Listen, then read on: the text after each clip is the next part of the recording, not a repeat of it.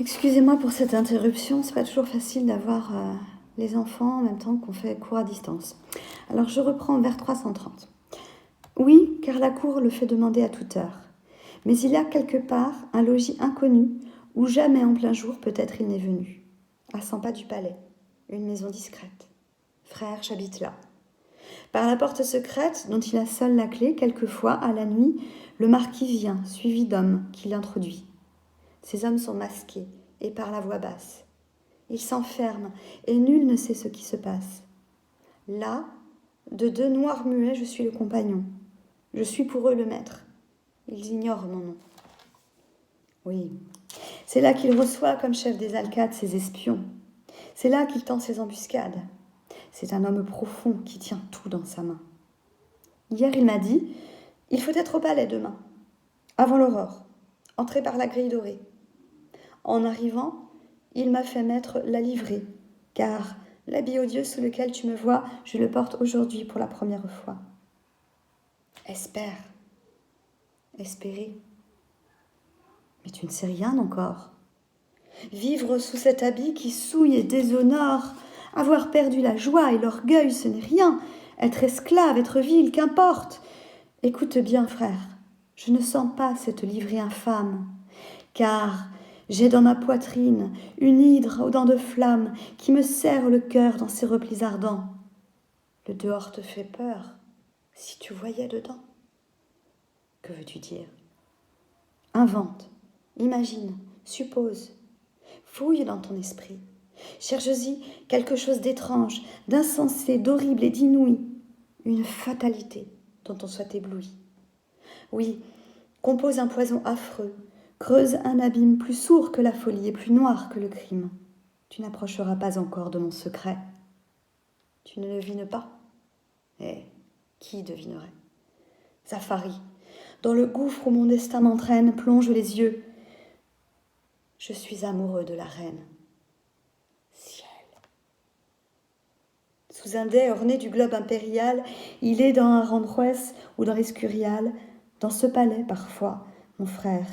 Il est un homme qu'à peine on voit d'en bas, qu'avec terreur on nomme, pour qui, comme pour Dieu, nous sommes égaux tous, qu'on regarde en tremblant et qu'on serre à genoux, devant qui se couvrir est un honneur insigne, qui peut faire tomber nos deux têtes d'un cygne, dont chaque fantaisie est un événement, qui vit, sale et superbe, enfermé gravement dans une majesté redoutable et profonde, et dont on sent le poids dans la moitié du monde. Eh bien, moi, le laquais, tu m'entends? Eh bien, oui, cet homme-là, le roi, je suis jaloux de lui. Jaloux du roi? Eh oui, jaloux du roi, sans doute, puisque j'aime sa femme. Oh, malheureux! Écoute, je l'attends tous les jours au passage. Je suis comme un fou. Oh, sa vie est un tissu d'ennui à cette pauvre femme. Oui, chaque jour j'y songe. Vivre dans cette cour de haine et de mensonges, mariée à ce roi qui passe tout son temps à chasser. Imbécile, un sot, vieux à 30 ans, moins qu'un homme, à régner comme à vivre, inhabile. Famille qui s'en va. Le père était débile, au point qu'il ne pouvait tenir un parchemin. Oh, si belle et si jeune, avoir donné sa main à ce roi Charles II. Elle, quelle misère! Elle va tous les soirs chez les sœurs du Rosaire, tu sais, en remontant la rue Hortaleza. Comment cette démence en mon cœur s'enlaça, je l'ignore, mais juge. Elle aime une fleur bleue d'Allemagne. Je fais chaque jour une lieue jusqu'à Caramanchel pour avoir de ces fleurs. J'en ai cherché partout sans en trouver ailleurs. J'en compose un bouquet, je prends les plus jolies. Oh, mais je te dis là des choses, des folies. Puis à minuit, au parc royal, comme un voleur, je me glisse et je vais déposer cette fleur sur son banc favori. Même hier, j'osais mettre dans le bouquet, vraiment plein moi, frère, une lettre. La nuit, pour parvenir jusqu'à ce banc, il faut franchir les murs du parc, et je rencontre en haut ces broussailles de fer qu'on met sur les murailles. Un jour, j'y laisserai ma chair et mes entrailles. Trouve-t-elle mes fleurs, ma lettre? Je ne sais. Frère, tu le vois bien, je suis un insensé. Diable, ton Algarade a son danger. Prends garde. Le comte d'Ognate, qui l'aime aussi, le garde, est comme un majordome et comme un amoureux. Quelque reître une nuit, gardien peu langoureux, pourrait bien, frère, avant que ton bouquet se fane, te le clouer au cœur d'un coup de pertuisane. Mais quelle idée! Aimer la reine! Ah, ça pourquoi? Comment diable as-tu fait? Est-ce que je sais, moi? Oh, mon âme au démon! Je la vendrais pour être un des jeunes seigneurs que de cette fenêtre je vois en ce moment comme un vivant affront, entrer la plume au feutre et l'orgueil sur le front. Oui, je me damnerais pour dépouiller ma chaîne et pour pouvoir, comme eux, m'approcher de la reine avec un vêtement qui ne soit pas honteux. Mais, oh rage, être ainsi près d'elle, devant eux, enivré, un laquais, être un laquais pour elle. Ayez pitié de moi, mon Dieu. Je me rappelle. Ne demandais-tu pas pourquoi je l'aime ainsi et depuis quand? Un jour. Mais à quoi bon ceci? C'est vrai, je t'ai toujours connu cette manie, par mille questions vous mettre à l'agonie, demander où, comment, quand, pourquoi. Mon sang bout, je l'aime follement, je l'aime, voilà tout. Là, ne te fâche pas. Non, je souffre. Pardonne. Ou plutôt va, fuis-moi. Va-t'en, frère. Abandonne ce misérable fou qui porte avec effroi, sous l'habit d'un valet, les passions d'un roi.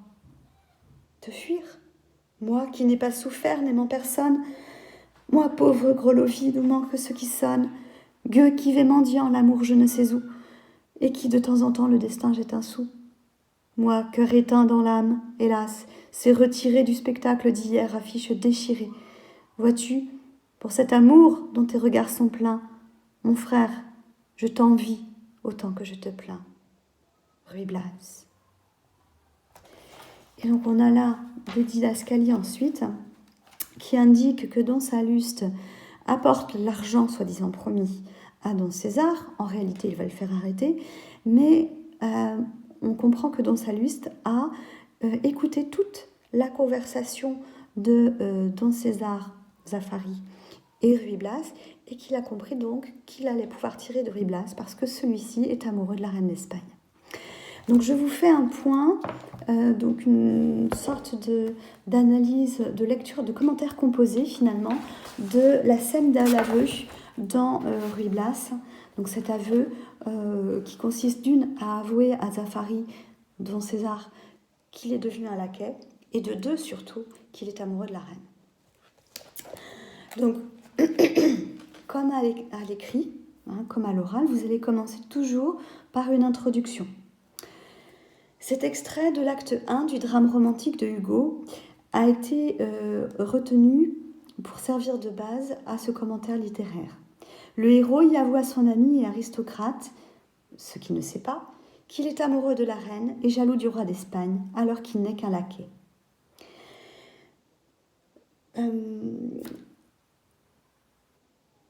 On peut partir vers une lecture politique critique, puisque, en effet, Hugo a choisi dans cette pièce qui se déroule en Espagne de critiquer la monarchie espagnole, mais le public de son époque perçoit, au-delà du jeu des acteurs et du cadre de la fiction, la satire du gouvernement de Napoléon III. Alors ensuite, on annonce la problématique, comment cette scène d'aveu est-elle représentée de manière particulièrement dramatique. Donc on étudiera d'abord en quoi cette scène d'aveu remplit sa fonction dramaturgique, c'est-à-dire poursuivre l'exposition de la pièce, et en quoi elle annonce déjà la fatalité qui pèse sur la destinée du héros. Donc dans la première partie, la dramatisation de l'aveu, on voit que c'est une scène de confidence où il y a un aveu surprenant. Le rôle de Don César est ici proche de celui des confidents des tragédies classiques. Sa présence justifie la prise de parole de Ruy Blas de façon plus vraisemblable que s'il s'était agi d'un monologue. Cette scène est tirée du premier acte de la pièce et constitue un prolongement de l'exposition. Le dialogue entre le héros, Ruy Blas, et son confident, Zaffari, permet par le biais de la double énonciation de délivrer au lecteur-spectateur des informations essentielles et de mettre en place l'intrigue tout en suscitant son intérêt. Les réactions de Don César, qui sont plutôt des interrogations et des exclamations, sont le miroir de celles que peut avoir le public face à l'aveu surprenant de Ruy Blas. Ces interventions sont réduites à quelques syllabes, mais leur expressivité, interrogation, exclamation, participe à la dramatisation du passage. Deuxième sous-partie, une libération progressive de la parole avec des révélations successives. Les brèves interventions de Don César divisent la prise de parole de Ruy Blas en 4 répliques. Chacune d'elles constitue une étape et un nouvel aveu. L'aveu par Ruy Blas de sa condition de laquais, l'aveu d'une passion dévorante, l'aveu de l'identité de la femme aimée et l'aveu de sa jalousie envers le roi. La parole de Ruy Blas semble se libérer au fil du passage. Ces 4 répliques sont de longueur croissante. On passe de 5 vers à 8 vers, puis 10 vers et 14 vers. Cependant, ce qui caractérise le passage et crée sa tension dramatique, c'est plutôt l'hésitation entre libération et rétention de la parole. L'aveu ne se fait pas sans détour et retardement. Troisième sous-partie dans cette première grande partie, l'amplification de la gravité de l'aveu. Un effet d'attente est créé par la construction des répliques de Ruy Blas, qui prennent l'apparence d'énigmes. La seconde s'achève par une question à laquelle il répond immédiatement, mais cette réponse suscite plus d'interrogations encore. La troisième se présente explicitement comme une devinette soumise à Don César et au public, « Tu ne devines pas », et s'achève par l'aveu de l'amour éprouvé pour la reine. La quatrième commence par le présentatif « Il est », relancé par « Il est un homme », mais la solution n'arrivera qu'au vers 37, il est question du roi. Chacun de ces aveux est précédé par des images, des hyperboles, qui amplifient son caractère insensé. On y retrouve l'image du feu amoureux mortel, autre ressemblance avec l'univers de la tragédie classique et ses passions funestes. Des effets liés à la versification renforcent les effets d'attente et d'amplification, par exemple un enjambement qui retarde la révélation de l'identité de la femme aimée.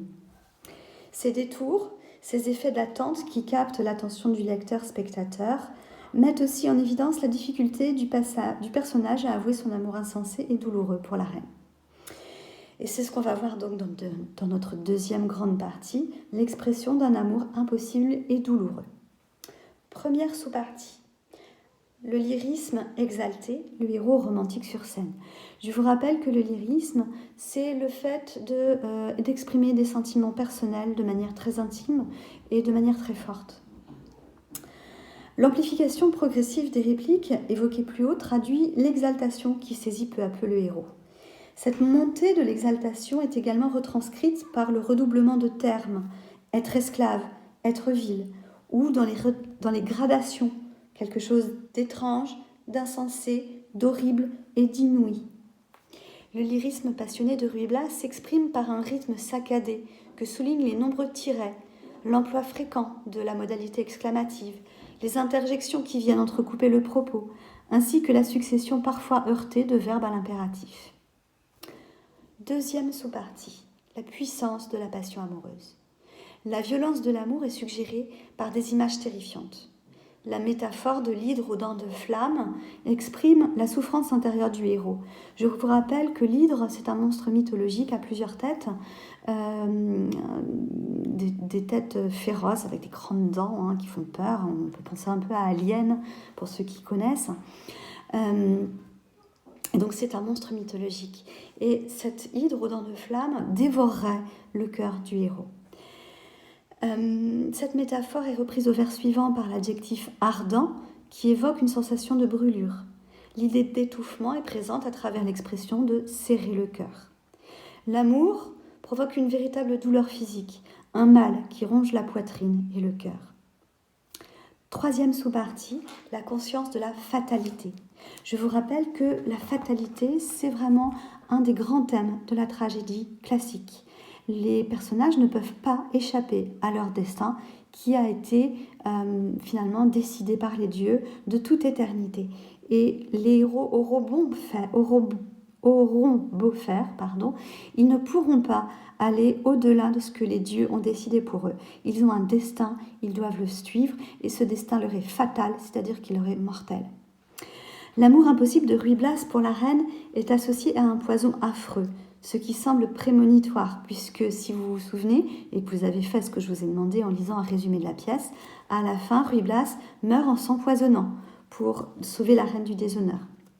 L'annonce d'un destin tragique est explicitement présentée dans la 3e réplique de Ruy Blas, avec l'expression antithétique, antithèse donc, une fatalité dont on soit ébloui, qui retrouvera dans l'expression soleil noir, chère à Hugo, son pendant poétique. Le soleil noir, c'est un oxymore qu'il utilise en poésie. L'image du gouffre où le destin l'entraîne est omniprésente dans l'ensemble de la pièce. Elle représente métaphoriquement la fatalité qui pèse sur lui. D'autres termes, comme creuse, abîme ou noir, font également écho à cette métaphore. L'amour impossible de Ruy Blas pour la reine est donc l'un des aspects que prend la fatalité qui pèse sur sa destinée. Cette fatalité est étroitement liée à la condition sociale du personnage. Et on va voir donc en 3e grande partie que Ruy Blas est une incarnation de la fatalité sociale. Tout d'abord, en première sous-partie, on voit qu'on a une reconstitution historique.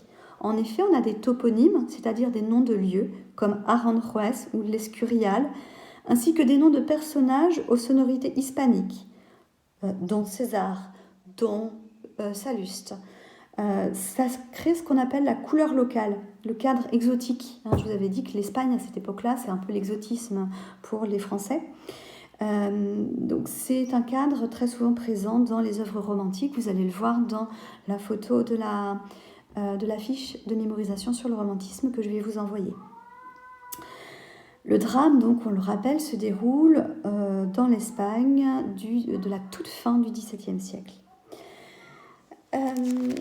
Autre point, il est sans doute possible de voir dans le tableau que brosse Victor Hugo de l'Espagne de la fin du XVIIe siècle, dans cette pièce, un reflet de la France des années 1830, qui est l'époque de composition de la pièce. Je vous rappelle qu'elle a été jouée pour la première fois en 1838. Hugo utilise ainsi le principe de distanciation que reprendra par exemple Anouilh en utilisant le mythe d'Antigone pour faire réfléchir le public de 1944 sur la politique de collaboration de la France occupée par les Allemands. Deuxième point, deuxième sous-partie, la vision du roi par Ruy Blas entre fascination et terreur. Le champ lexical de l'effroi, qu'on retrouve dans terreur, tremblant ou redoutable, est très présent dans la longue tirade de Ruy Blas sur le roi, qui apparaît comme un être redouté. La toute-puissance royale est exprimée par la comparaison avec Dieu et par le rappel de son pouvoir de vie et de mort sur ces sujets. Le terme fantaisie évoque de façon péjorative le caractère arbitraire de ses décisions, c'est-à-dire qu'il n'a pas besoin de justifier ses décisions. Il prend ses décisions comme bon lui semble, que ce soit juste ou injuste, personne n'a de remarques à lui faire. Le roi est également présenté comme un être inaccessible et isolé, et cependant, et même si la pièce reflète la réflexion politique et sociale de son auteur, le roi dont Ruy Blas fait le portrait ne saurait être assimilé au monarque français contemporain de Victor Hugo, qui est Louis-Philippe. En effet, la figure du roi sert surtout à mettre en évidence, par contraste, la position de Ruy Blas et le caractère insensé et par conséquent tragique de son amour pour la reine. Troisième sous-partie, on va voir que Ruy Blas est un être déclassé, c'est-à-dire qui est déchu, qui est bas dans la société.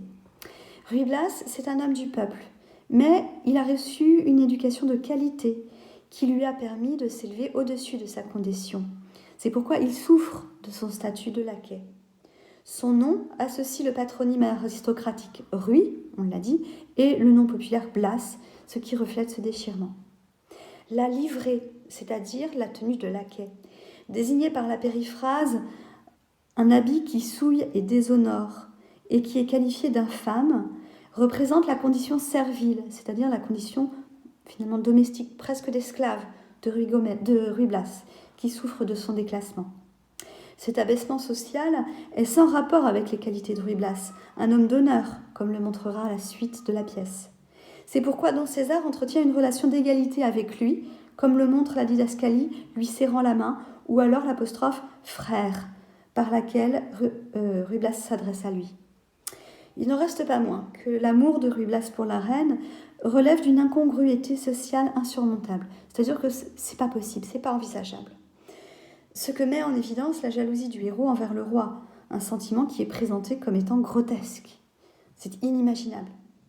Ce caractère grotesque de la situation est renforcé par le prosaïsme des expressions employées par Ruy Blas. La reine est rabaissée par la trivialité de l'appellation « la femme du roi ». Conclusion, cette scène d'aveu est essentielle à la pièce puisqu'elle prolonge l'exposition en mettant en place l'intrigue. La révélation par Ruy Blas de sa passion insensée pour la reine est également l'occasion pour Victor Hugo de nouer étroitement deux thèmes essentiels du drame, celui d'un amour exacerbé par la conscience tragique de son impossibilité et celui de la fatalité sociale qui pèse sur le héros. En ouverture, on pourra parler de la fatalité amoureuse au théâtre en comparant avec Phèdre de Racine ou d'autres tragédies classiques qui reposent sur une passion funeste ou un amour impossible, un amour condamné par la différence de statut social des amants, ou alors un amour impossible à cause de la famille, comme dans Roméo et Juliette de Shakespeare. Voilà, donc maintenant je vous invite comme travail à faire, on est mardi, à faire d'ici jeudi, à lire ou à regarder le deuxième acte de Ruy Blas et d'aller commencer l'acte 3 pour aller jusqu'à la scène 2, sur laquelle je vous ferai à nouveau donc une lecture et 2, un commentaire composé, sachant que c'est une scène particulièrement difficile parce qu'elle repose sur un très long monologue de Ruy Blas, et ce monologue, dans la captation de la pièce que je vous ai conseillé de regarder sur YouTube, ce monologue, il a été coupé par endroits.